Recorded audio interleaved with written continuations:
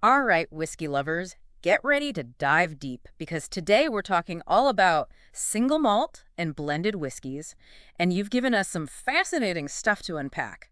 It's a really interesting area to explore, isn't it? It really is. So let's get right into it. Now, I always thought single malt meant it was made with one type of grain, Yeah. but it turns out that's not quite the case, is it? No, it's a pretty common mistake, actually. Yeah.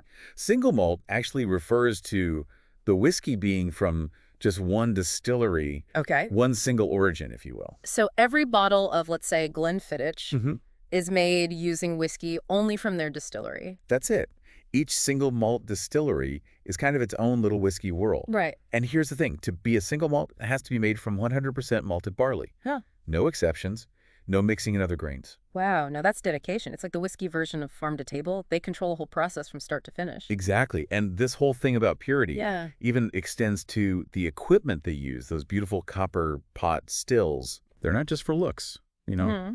The copper actually interacts with the whiskey while it's distilling. Oh, wow. It removes certain compounds and makes a smoother, richer spirit. Plus, each distillery has its own uniquely shaped stills. Some are short and squat, others tall and thin. Right. And that affects how the heat spreads, which also shapes the final flavor. It's really quite amazing. It really is. And that makes those single malts so complex, right? Yeah. And speaking of complexity, the aging must be a huge factor, too. Some of these whiskeys are aged for decades. Oh, absolutely. Legally, single malts need to age in oak cask for at least 3 years. Okay. But honestly, that's just the beginning. Many are aged for much longer, sometimes 10, 20 years or even more. Wow. And even the kind of oak used can change things dramatically. Yeah. Did you know that ex-bourbon barrels tend to give like vanilla and caramel notes, Mm-hmm. while sherry casks give those richer, fruitier flavors? Interesting. It's like each cask is adding its own unique layer of complexity. It's amazing to think that each bottle is almost like a little piece of history. And that's where that fancy word terroir comes in, right? Exactly. Just like wine, a single malt reflects where it's from, the water, the barley, even the climate. Yeah. Like those smoky Islay whiskeys. Right. That smoky flavor comes from the peat they use to dry the barley. Exactly. That peat smoke gets right into the barley and gives the whiskey that distinct campfire kind of taste. That makes so much sense. I've had Islay whiskeys before. Yeah. And I always wondered where that campfire taste came from. So now I know it's the peat. So we've got the Glenfiddichs and those big names. But then you've got these smoky, peaty ones, too. There's quite a variety, isn't there? Oh, there's a huge range. You could spend your whole life Yep. just exploring single malts and still be surprised. You've got your lighter, fruitier Speyside malts known for being very elegant. Mm-hmm. Then you've got the robust Highland malts with their full-bodied character. And don't forget the Campbelltown malts. They're making a real comeback with their unique salty and smoky profiles. Okay, I can see how single malts could be a little much, especially if you're just getting into whiskey. It's a lot to take in. That's where blended whiskeys come in, right? Exactly. They're like the perfect introduction to the world of whiskey.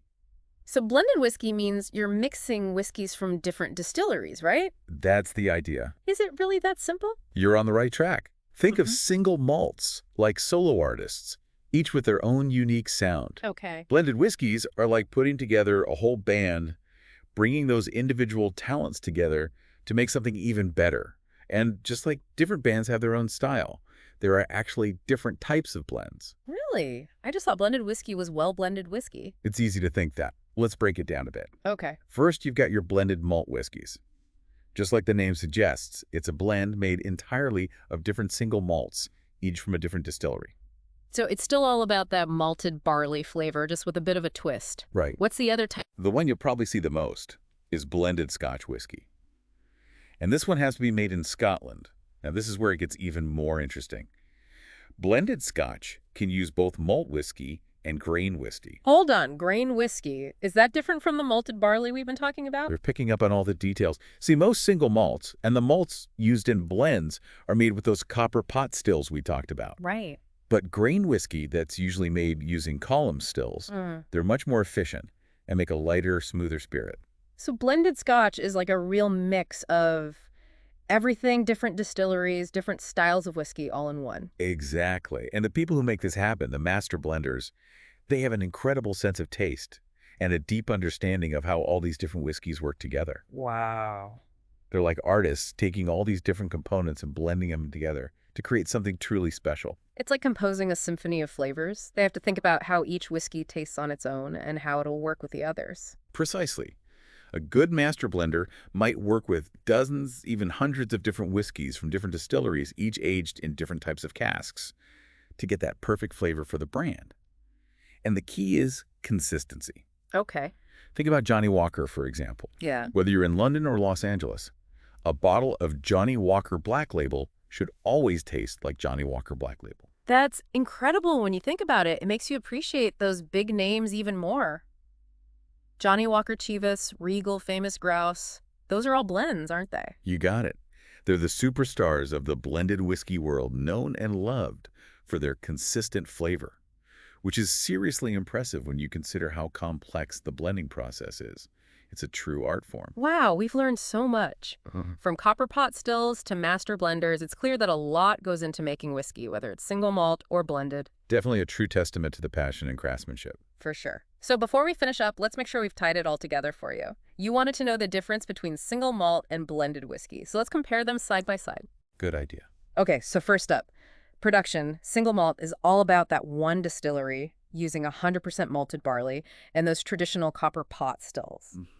Blended whiskey, on the other hand, is all about bringing together whiskeys from different places, sometimes even using both malt and grain whiskey, particularly in blended Scotch. Right. And as you'd expect, that difference in how they're made leads to some pretty different flavors.